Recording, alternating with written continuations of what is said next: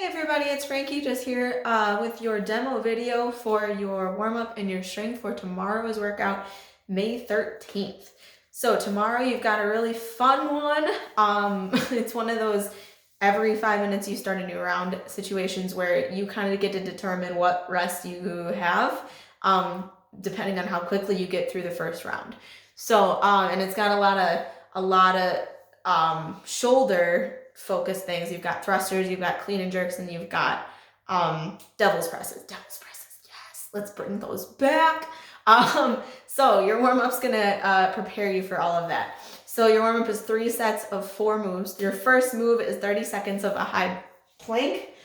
So for everybody, just to demonstrate, 30 seconds of plank here. Trying to make sure your hips are in line with the rest of your body. They're not piked way up here. They're not sagging low down here. You know the deal.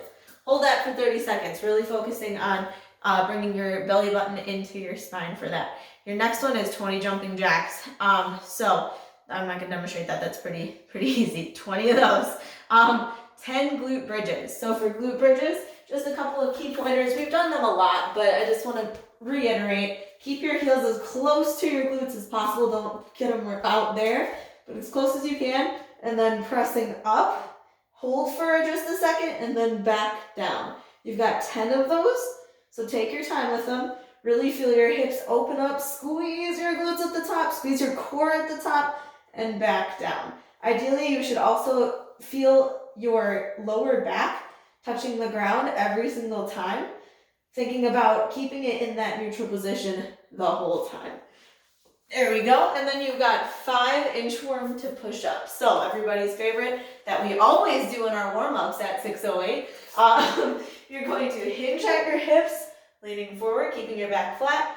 Walk your hands out into a push-up or a plank position, and then push up, and then back, completing the movement all the way at the top. Making sure you're completing the movement to activate your hamstrings and your glutes, warming you up for all of those other movements. So that's your first part of your warm-up. You have 3 sets of that. Then you're going to warm up your dumbbell movements a little bit to get prepared for all of the dumbbell movements that you're going to be having in your workout. So you just need 1 single dumbbell. A lighter weight is preferred. If you don't have that, then maybe grab an odd object and complete the warm-up. Or cut down the reps and just be really careful on form if you only have 1 weight of dumbbell and you're going to be using that for the workout. But it's a single dumbbell workout. So your goblet squat is first. Holding the head of your dumbbell, sorry, off camera, awkward, there we go. Holding the head of the dumbbell right here, thinking about really sinking low, slowly, and then back up. This first round of goblet squats, I would definitely keep it nice and slow, making sure you're focusing on your form and keeping your chest up. Don't let the dumbbell make you lean forward, hinge forward. Keep your chest up throughout that movement. Then you have 10 single leg RDLs on each side. So for a single leg RDL, you have 1 dumbbell in your hand. Then all you're going to do is you're going to reach down, touch the dumbbell head to the floor, and back up. Squeezing your core, squeezing your core here. I said whoa because I almost fell. This is definitely a lot of balance. And thinking about hinging at your hip, it's almost like your leg, the leg that's moving backwards, it needs to stay in line, in a straight line with the rest of your body the entire time. So if you're watching, I'm not going like this, like it's not going at a separate time. So you've got 10 of those on each side. Then you have 10 single arm Russian swings on each side again. So for a single arm Russian swing, Russian means it only goes up to eyesight level. It doesn't go all the way above your head. For a Russian swing, you have your dumbbell in one hand, and then you explode through your hips to get the dumbbell up. You're not thinking about using your arms at all. This is a hip movement. It's all in the hips. So 10 on one side, and then 10 on the other side, right there. Next thing you've got is 10 single arm strict presses. So making sure that in your strict press, even if it's a lightweight, you're thinking about squeezing your glutes and squeezing your core to give you a nice foundation, and then just pressing straight up and back down, straight up and back down. What you don't want to do is do any of this goofy stuff. Try to keep your torso completely upright for this. So you do 10 on one side and then 10 on your other side. Then you're gonna round it out with 10 more goblet squats. So what I would do for those ones, or maybe pick up the speed. If you want to, what I might do is pick up your heavier dumbbell then, just to kind of warm up to a heavier weight and get ready for the workout. So that is your warm up. Your body armor, your strength for tomorrow, is a long Tabata, is what I'm gonna call it. Tabatas are usually at 20 seconds on, 10 seconds off. This is like a double Tabata because it's 40 seconds on and 20 seconds off. It's an alternating Tabata, so you've got 2 moves that you're alternating for 4 rounds. So you're doing each move 4 times. So all I'll do is I'll just demonstrate what both of those movements are. Your first one is 40 seconds of flutter kicks. So for flutter kicks, you're going to lay down on your back.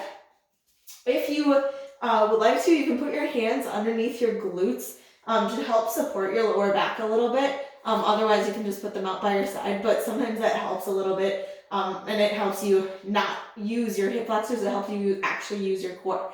So for flutter kicks, you're just right here, and you're kicking, holding your feet just above the ground, engaging your core, kicking, kicking, kicking, kicking, kicking for 40 seconds. Again, you can absolutely get your hands out here if you'd like to. It's a little bit more challenging that way. So 40 seconds of flutter kicks.